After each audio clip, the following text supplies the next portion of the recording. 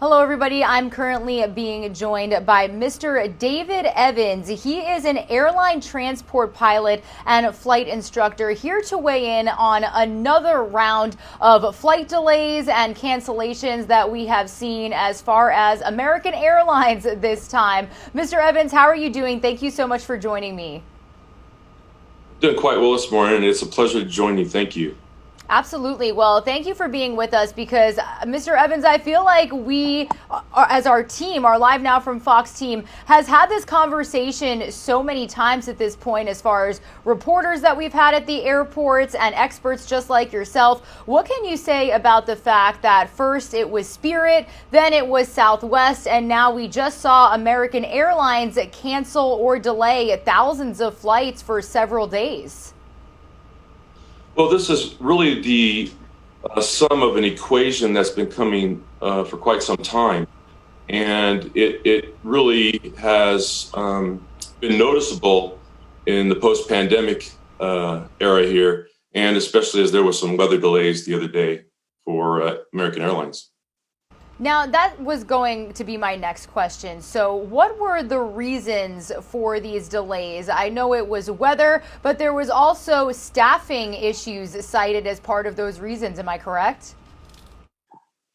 Yes, there were some weather delays. I looked at the weather for last Thursday, and it was blowing and gusting quite a bit at Dallas Fort Worth. It was blowing 29 miles an hour, gusting to 51 with a 22 mile an hour gust factor.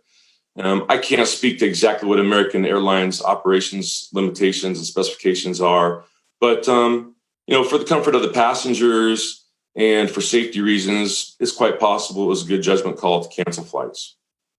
So, if that was the case, specifically at Dallas Fort Worth, what do we know about other airlines canceling flights also? I think that's a huge question people have is, okay, if there's weather problems, how come it's only one airline that is responding like this? Yeah. Well, with the Southwest cancellations, that was in Florida. They had different weather circumstances out there that week. And so it just depends on where most of the flights are operating out of. For that specific airline. Probably what happens, not probably, but what happens after there are cancellations, then they have to catch up with the flights, but there's already a shortage of pilots. So between the shortage of pilots having to catch up with the flights because of weather delays, it becomes, the pipeline becomes, empty real fast, and they have to fill it back up with water. And there's only so much to draw from the bucket. Yeah, now, so also going back to the staffing shortages that were cited, as of right now, what do you think is causing these staffing shortages, not just with American, but we also heard Southwest. Initially, they talked about weather being the main reason for all of those flights and cancellations, but then they also cited staffing shortages as well. So why is that? Well, specific to staffing shortages, first off, there are some statistics that state that currently in 2021, we're about 4,500 pilots short in the industry. And the pilot shortage is really a four pinnacle problem. One is pandemic related, it's training related, it's military related, and it is retirement related.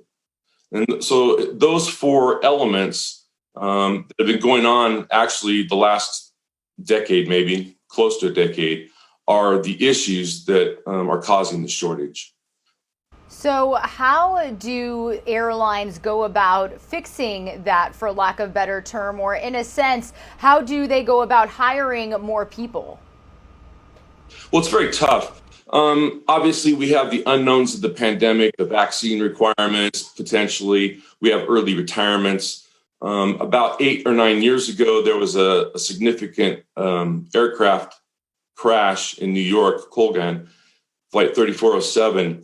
And subsequent to that date, the FAA really increased the requirements for training new pilots, for commercial pilots.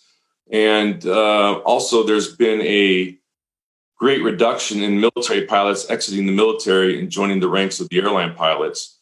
When you combine that with the mandatory 65-year-old retirement age, there really becomes compression in trying to get new pilots into the workplace up on the flight deck.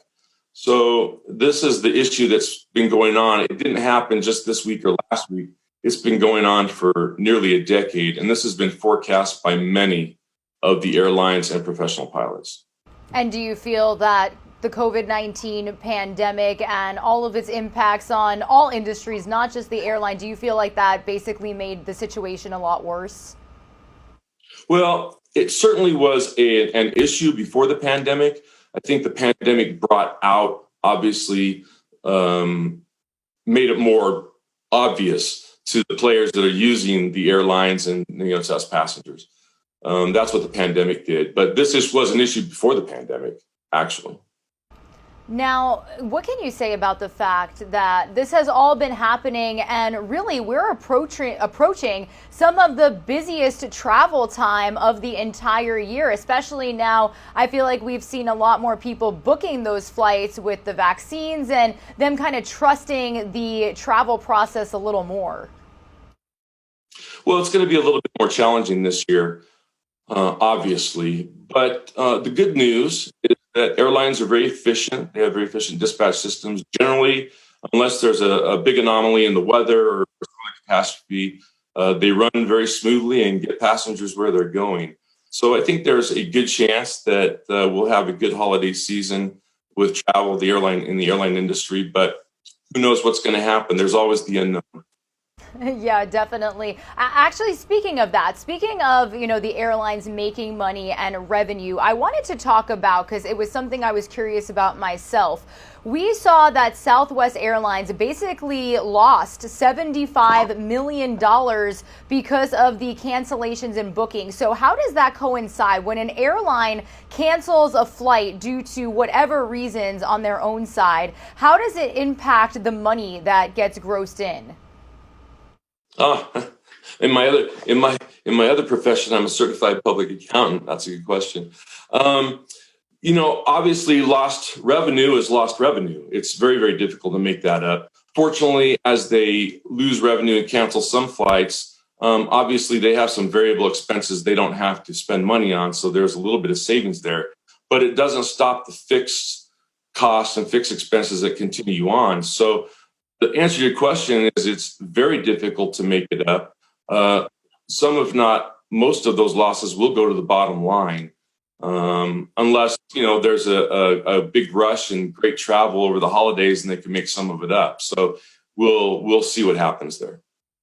Yeah, definitely. Now, being a certified public accountant, on the consumer end of what we've been seeing, what advice do you have to travelers right now who may be looking at the news and saying, okay, well, American Airlines, Southwest, Spirit, should I not fly these airlines with risk of this happening? What advice do you have to consumers and travelers that may want to book those flights for the holiday season?